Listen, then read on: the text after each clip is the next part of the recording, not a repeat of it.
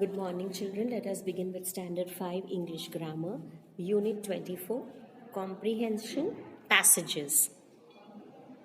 So, as we have learned earlier in last year, that a comprehension is a passage where we need to read and understand what it is trying to say and then answer few questions based on it. So, we can search for those answers in the passage itself. So, this is the first passage that we read and understand. So, let us begin. Balu the bear taught Mowgli the man cub everything he needed to know about the jungle. Mowgli knew how to tell if a branch was rotten before climbing on it. He knew how to speak politely to the wild bees if he came upon a hive. He knew how to warm the water snakes in the pools before taking a dip. Then there were the hunting calls. Mowgli had to learn to call all the creatures so he could call them if he needed their help. Each creature had a different call, and Mowgli had to learn all of them. So, as you know, this story is about the jungle book, that cub, that small Mowgli, who was growing in the forest, and he was looked after all the animals. So, Bhalu the bear, he had taught this boy, Mowgli, everything that he wanted to know about the jungle. So, he knew how to climb trees. He knew that which stick he should go upon, which would break in no time. He knew how to talk to all the animals, wild bees, and even he could warn the snakes when he used to go for a bath in the pool. So, all the hunting calls of all the creatures, how the creatures used to make the sound, were learned by Mowgli. Why? Because whenever he needed them in the jungle, when he was in some difficulty, he could call that animal for his help. And all this was taught to him by Bhalu the bear. So, here you can see in all the fun ways, Bhalu the bear is teaching Mowgli all the languages of all the animals, how to call them. And they both are enjoying this playful manner. So you can see the way he is teaching, he's on his back, the back of the Bhalu the bear, and he is enjoying and learning all the languages of the jungle. Sometimes Bagheera, the black panther, came to see how Mowgli was getting on. He would lie along a branch, purring gently, watching and listening. I've been teaching him the hunting calls this morning, said Bhalu. I should like to hear them, said Bagheera. Mowgli, said Bhalu in a gentle voice. Let Bagheera hear the calls that I taught you this morning. So the Black Panther, called Bagheera, used to keep a watch on what the Balu the bear was teaching Mowgli. And he used to relax on a branch and look at Mowgli, that what he is doing and what he is learning. So the Balu the bear used to inform the Black Panther, Bagheera, that what he has been teaching Mowgli. So the Black Panther wanted to know and hear all the calls that he had learned from Balu the bear. So the bear told Mowgli to show whatever he had learned, so that Bagheera knows that now what he knows. Here you can see the Black Panther, Bagheera. He used to sit and listen to whatever Mowgli has learned from Bhalu the bear. Mowgli's face lit up. He loved showing off. Calls for which creatures? He asked. The jungle has many tongues. I know them all. Very well then, laughed Bagheera. Tell me, how would you call the kite? Without having a think about it, Mowgli put his hand around his mouth. A long, clear sound came from his lips. Very good, said Bagheera. Now, how about a snake? Mowgli gave a low, piercing hiss. Then he kicked his feet up and clapped his hands. He jumped onto Bagheera's back and sat drumming his heels against the glossy black skin. So now, when Bhalu the bear told Mowgli to show whatever he has learnt to Bagheera, Mowgli was a little show off. He wanted to show off that he knows all the languages. So he just asked that which language should I say? Which call should I show Bagheera? So Bagheera told him that I want to hear the sound of the kite. So in no time, without thinking, Mowgli was able to show the sound of the kite to Bagheera. And then Bagheera told him to show the sound, to let him hear the sound of the snake. So that also in no time he was able to imitate the snake. And after imitating very proudly, he climbed on the back of Bagheera's back. He sat, he clapped his hand, he kicked his feet on his back, and kicking and drumming his heels on his black skin, he proudly sat on Bagheera's back. So this story you are aware of. This is the story of Jungle Book. So we all know this story very well. So here you can see Bhalu the bear, the black panther, Mowgli the man cub, and the snake. He imitated all the sounds and he's very proud and he's showing off. He was a little show off. And then he went riding on the back of the black panther. So now let us answer a few questions. Your first question is, who taught Mowgli everything he needed to know about the jungle? Your first answer, Bhalu the bear taught Mowgli everything he needed to know about the jungle. I repeat, Bhalu the bear taught Mowgli everything he needed to know about the jungle. Your question 2. Mention one of the important things he learned. Explain why it was important. Your answer 2 is, one of the important things he learned were the hunting calls. It was important to learn them so that he could call any one of the many creatures if he needed help. I repeat, one of the important things he learned were the hunting calls. It was important to learn them so that he could call any one of the many creatures if he needed help. Question 3. Mention the person or animal who used to watch and listen to Mowgli. Did he appreciate the calls made by Mowgli? Answer 3. Bagheera, the black panther, used to watch and listen to Mowgli. Yes, he appreciated Mowgli by saying, very good.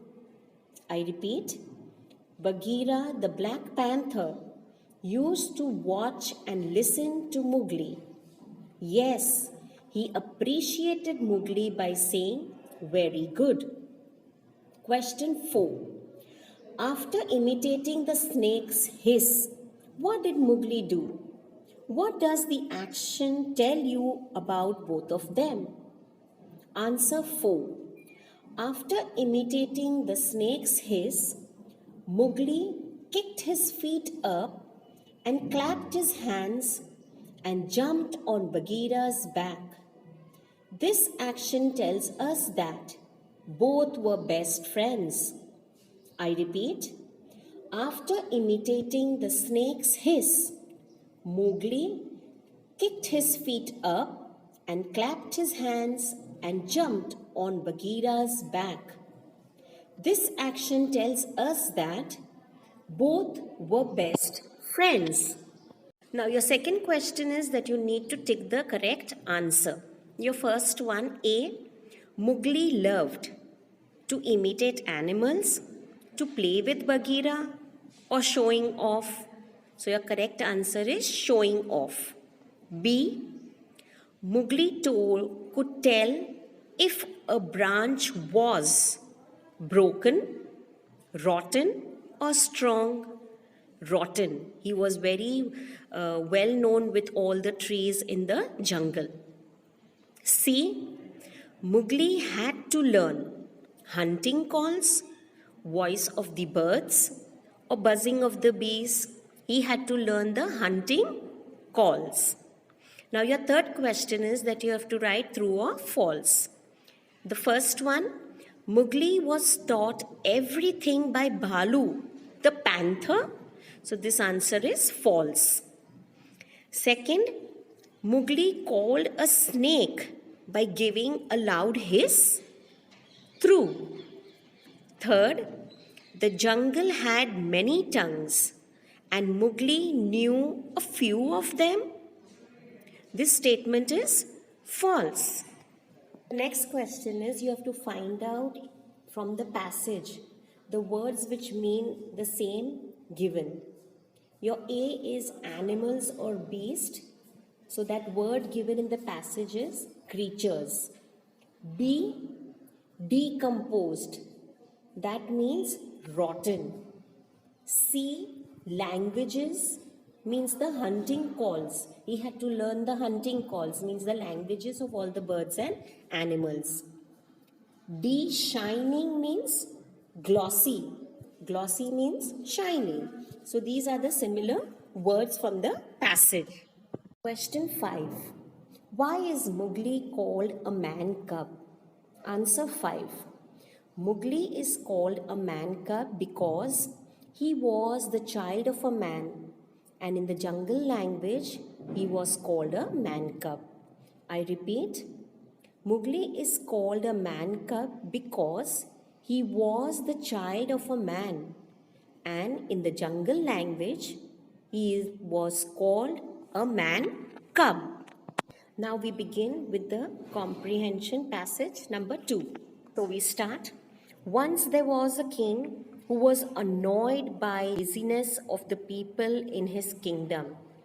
He said, "Bad luck only comes to the lazy and careless, but the busy workers will be rewarded." One night, he put a large stone in the middle of the road near his palace and watched to see what people would do. Early next morning, an old farmer came along with his wagon loaded with wheat. "Oh, those lazy people," he cried as he steered the oxen, pulling his wagon to one side to avoid the stone in the road. "There is this big stone in the middle of the road, and nobody will take the trouble to move it," he said as he went on his way, leaving the stone where it lay. Now, this is a story about one kingdom, and the king was very sad and annoyed with his people whom he was ruling. Why was he sad and annoyed? Because the people were very lazy there. Now, the king used to tell his people that always bad luck comes for the ones who are very lazy and careless. But the ones who are very hardworking and busy, they are always rewarded. These were the words told by the king to his people. So one night, what did the king do? He went on the road of one of his village where he was ruling, and he put a big stone in the middle of the road. Just it was outside his palace, and he wanted to watch what the people of his kingdom did with that big stone. So on the next day, the first person, an old farmer, he was riding on his bullock cart, his oxen cart, and there was a lot of wheat in his cart. So he was on that way and he just reached near that big stone, and he came and he stopped there. And he started grumbling and saying that, God, what type of people are living in this village? No one takes the trouble to move the stone from the middle of the road. And what did he do? He also got down from his cart. He pulled his cart to the side, and he went without moving the stone from the middle of the road. He did not move it. He took the cart along the side, and from there he went on his way. But he did not take the trouble of moving it, and he kept on grumbling at other people, that the other people are so lazy that they don't even move the stone and they leave it wherever it is on the way. So he had also done the same thing. He left it on the way and he went along. Next came a soldier singing a song as he walked along. He held his head high as he walked along and did not see the stone.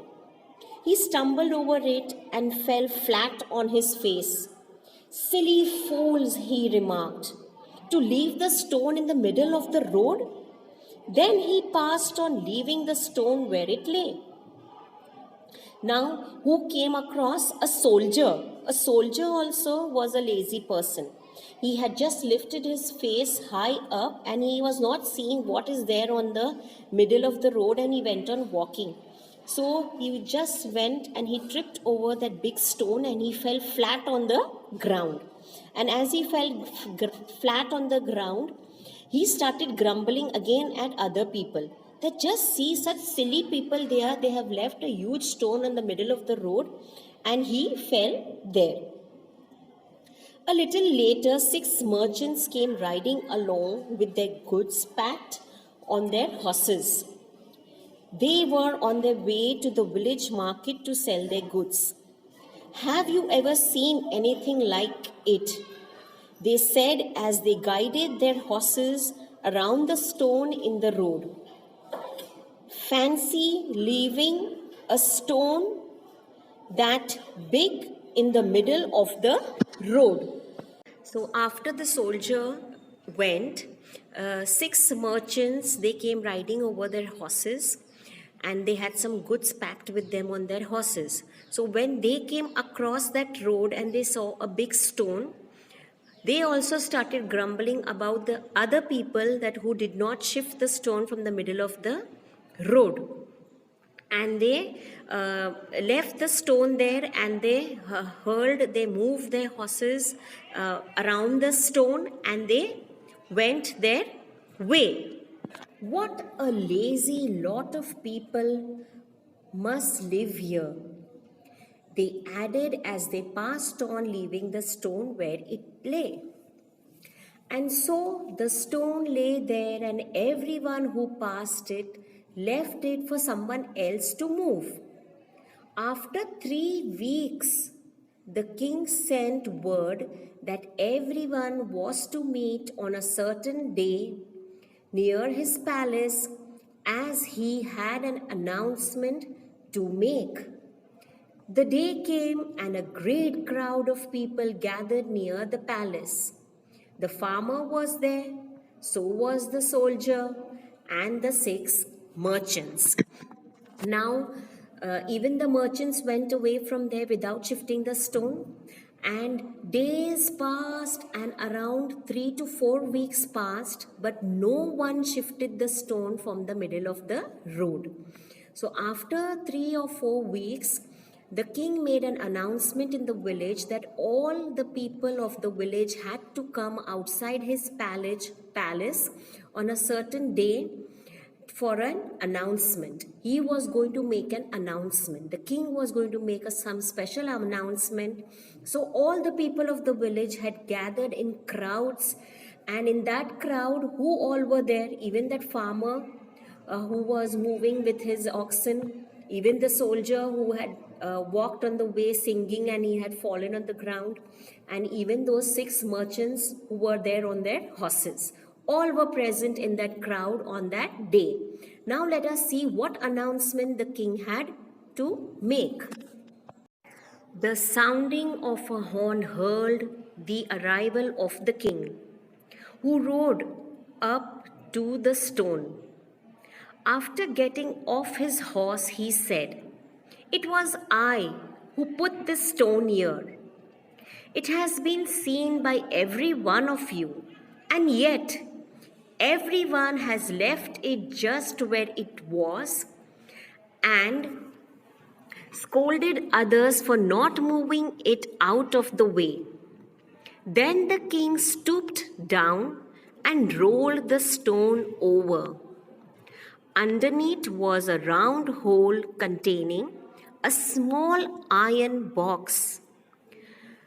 The king held it up so that all could see what was written on the box.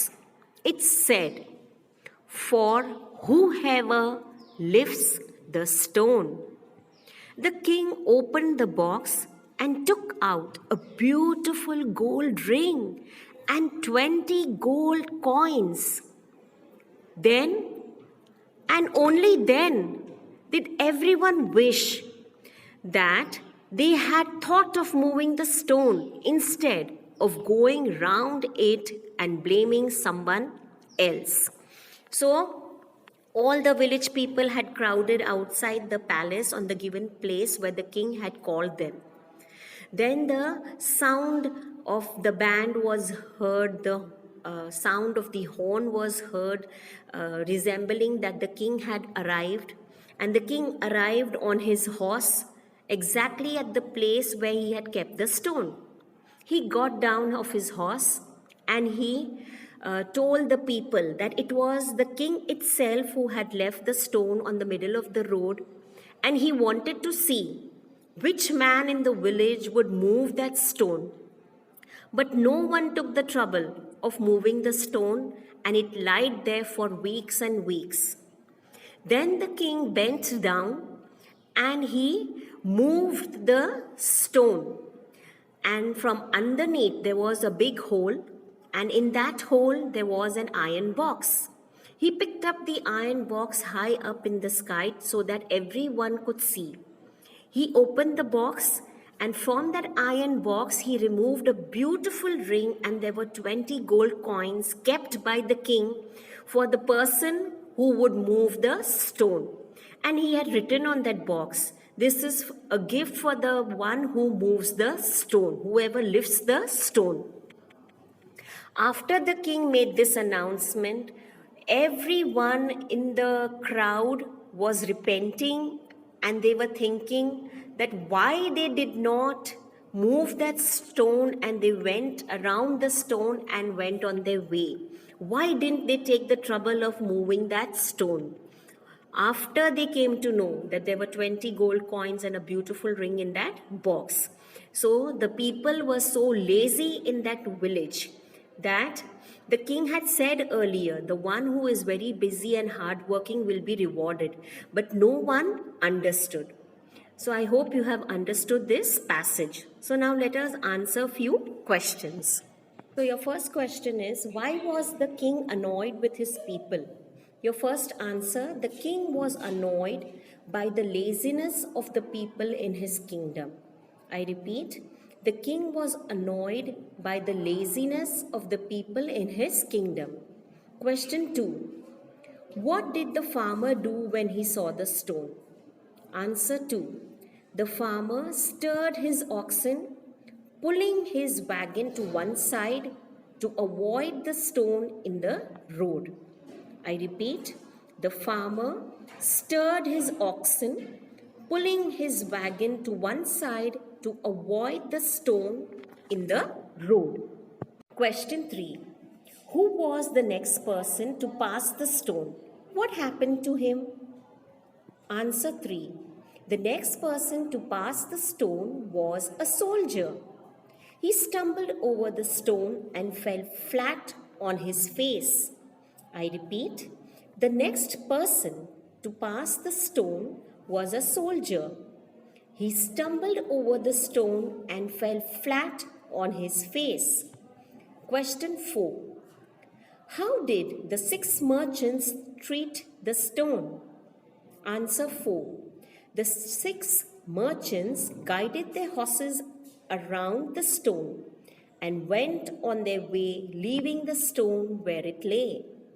I repeat, the 6 merchants guided their horses around the stone and went on their way, leaving the stone where it lay. Question 5. When did the people wish that they had moved the stone? Answer 5. The people wished that they had moved the stone when the king showed them the iron box containing a gold ring and 20 gold coins. I repeat, the people wished that they had moved the stone when the king showed them the iron box containing a gold ring and 20 gold coins. So your next question is, which word in the passage means trip?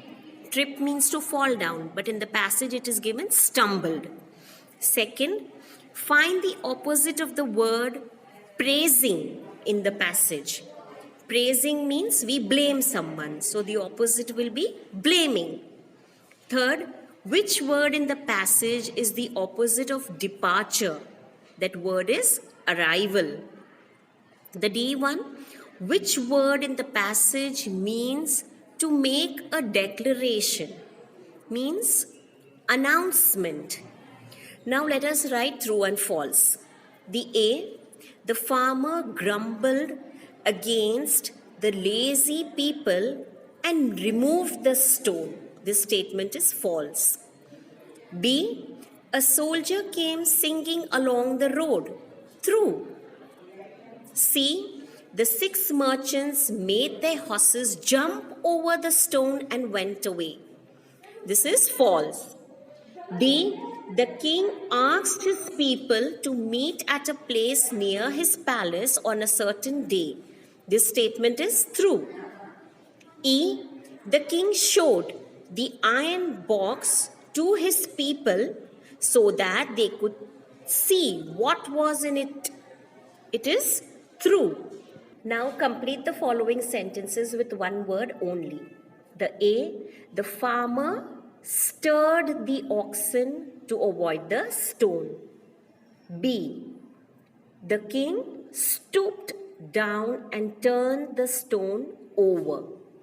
C, an iron box was hidden inside a round hole in the stone. D, the king opened the box and took out a beautiful gold ring and 20 gold coins.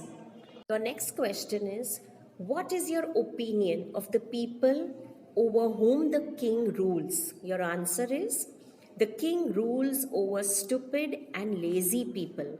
I repeat, the king rules over stupid and lazy people. So dear children, I hope you have understood both the comprehensions. Now your homework is that you need to write the question answers and exercises of both the compositions in your English grammar notebook. There is no need to write the passages, only the exercises. So thank you and have a very nice day.